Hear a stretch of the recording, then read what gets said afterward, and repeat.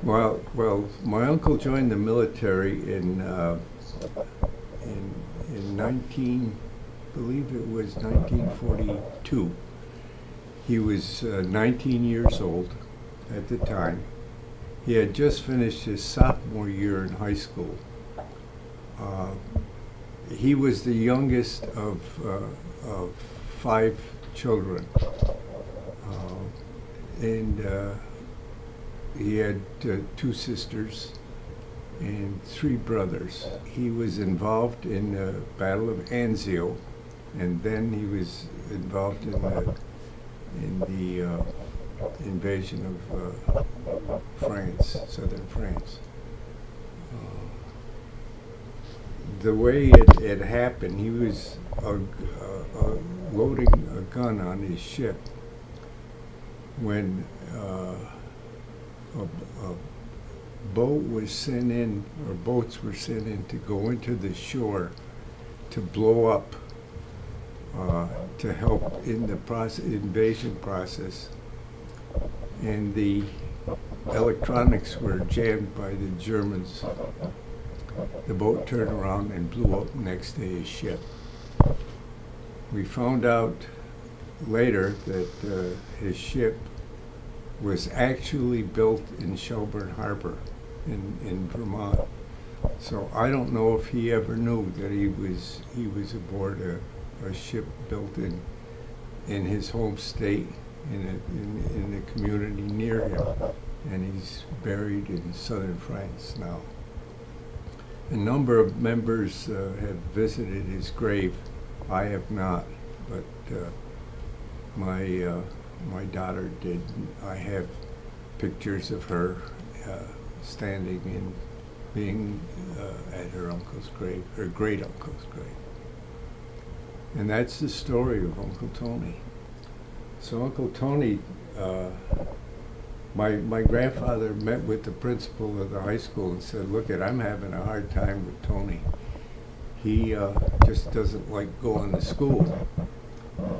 So in those days, if you were truant, there was a good possibility you would be sent to a school called a week school in Virgins, Vermont. And the week school was basically a school for wayward young boys. And he actually went there. And for truancy, when I was, that must have been around 1940, 41, because I can remember going with my parents and my grandparents to visit him. And he was not physically living at the school. He was under their supervision, but he was working at a farm somewhere in Addison County. And it's interesting, that was my first memory of him. When I was in first, second, and third grade, he was in high school. He was a good football player, and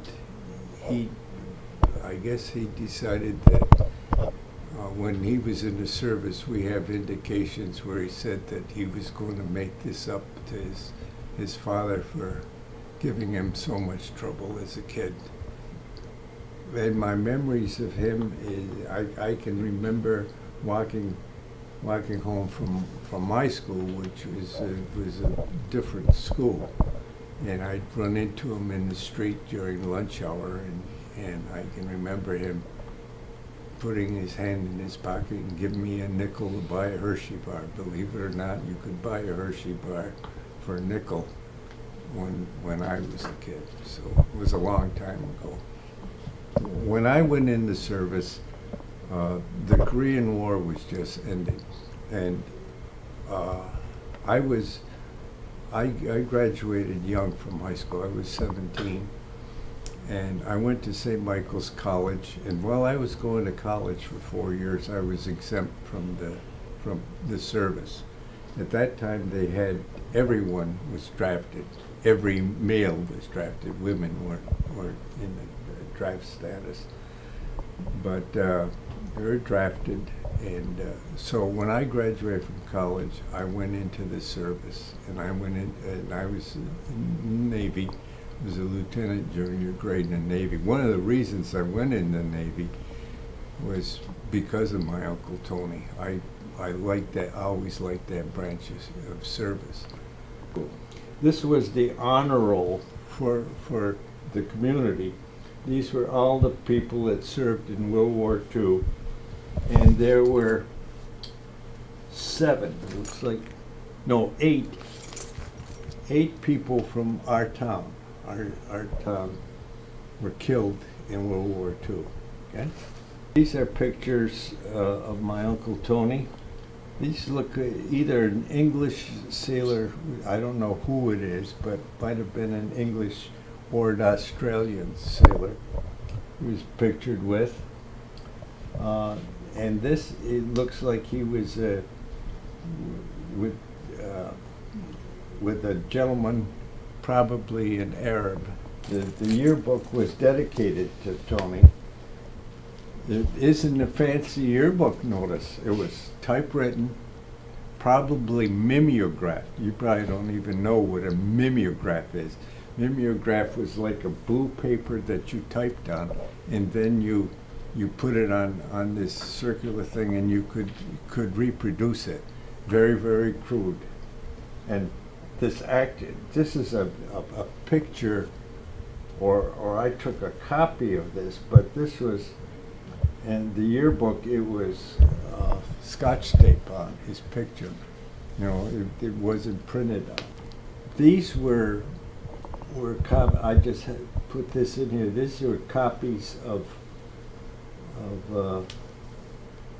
the people kept in the windows, signifying how many people they had in the service. This, I don't know where we got this, but in my grandparents' case, if they had one of these in the windows, it would have had 2 blue stars and a gold star.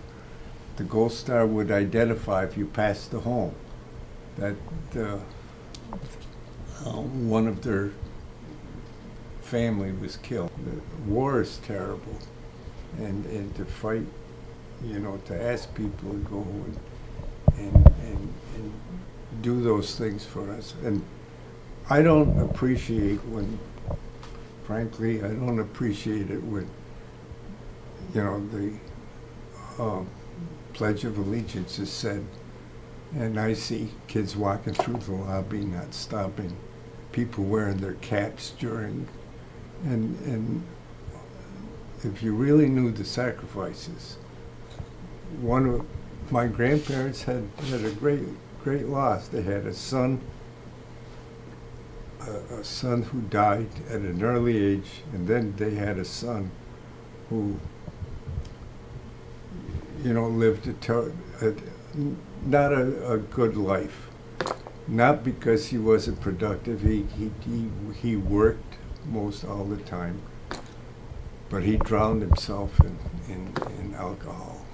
And there's, as you can imagine, if someone who drinks all their life and drinks heavily, it takes an awful toll not only on that person but everyone, even his nieces and nephews. It can be embarrassing to see your uncle walking down the street drunk and weaving and stuff, and you live in a small community. But those things happen. But unless you live through something like that, you can't really appreciate it. So I guess what I would say is that, you know, if you have friends whose parents are in the service and stuff, they may need a little more loving care than the rest of us. So that happens. And, you know, it wasn't my dad who was in the service, but, you know, I could feel it, as I'm probably showing somehow, okay? That's it.